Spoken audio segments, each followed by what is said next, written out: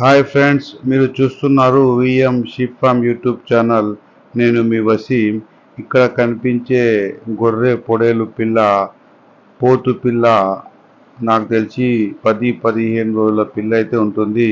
ఇతను దీన్ని 1000 రూపాయలుగా చెప్తున్నాడు. ఫైనల్గా అయితే ఒక బేరం కుదిరింది. 700కి అయితే ఈ పిల్లను అమ్మడం అయితే జరిగింది ఫ్రెండ్స్. మనం ఎంత ధర పెట్టవచ్చు అనేది కామెంట్లో తెలియజేయండి. ఈ వీడియో కనుక నచ్చితే లైక్ చేయండి, షేర్ చేయండి.